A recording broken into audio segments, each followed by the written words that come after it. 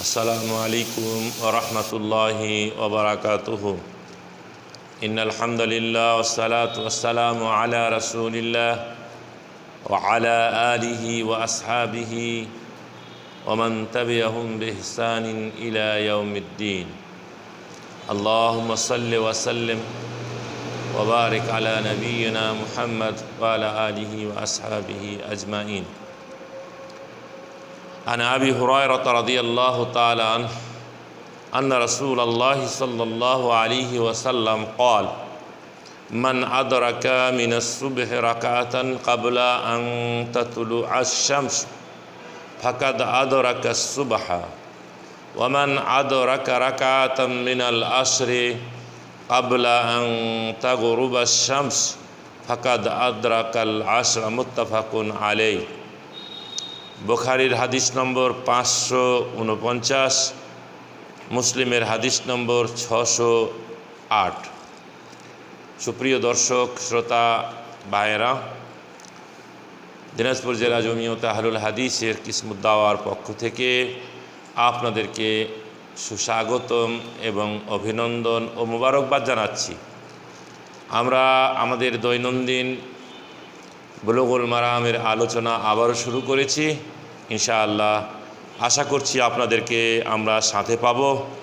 নিশ্চয় এই বিষয়গুলো জেনে আপনারা আমরা সবাই উপকৃত হতে পারব। আল্লাহ রাব্বুল আলামিন আমাদেরকে সে তৌফিক দান করুন, আমিন। আজকে যে বিষয়টি আপনাদের সামনে উপস্থিত করব সেটি হলো এই যে আমরা আগেই আলোচনা করে এসেছি যে সালাতের ওয়াক্ত দুই ধরনের, একটি হলো আউয়াল ওয়াক্ত, একটি হলো সানি ওয়াক্ত।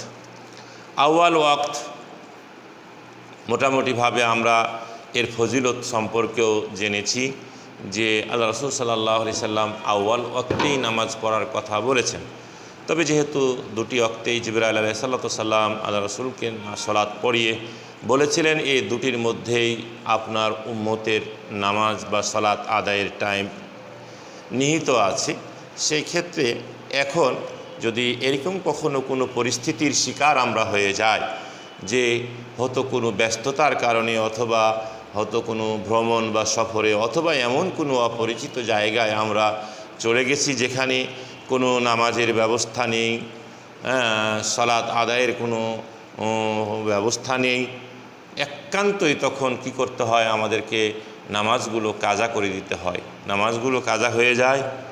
তো ঠিক এমতো অবস্থায় যদি কোনো ব্যক্তি কোনো দূরত্বের রাস্তায় অথবা কোনো হয়তো এমন জায়গায় গিয়েছে যেখানে নামাজ বা সালাত আদায়ের কোনো অবকাশ পায়নি, বিশেষ করে ফজরের নামাজ এবং আসরের নামাজ, ধরেন যে আসরের সালাতটা আদায় করার সময় পায়নি, সূর্য অস্তমিত হওয়ার প্রায় সন্নিকটবর্তী হয়ে গিয়েছে, এমতো অবস্থায় যদি কেউ সূর্য ডুবার আগে আগে এক রাকাত নামাজ পেয়ে যায়, বাকি নামাজগুলো যদি সূর্য অস্তমিত হয়ে যাওয়ার পরও আদায় করে, তাহলেও হাদিসের পরিভাষায় আমরা জানতে পারব যে তিনি ওয়াক্ত অনুযায়ী নামাজ বা সালাত আদায় করেছেন বলেই গণ্য হবে।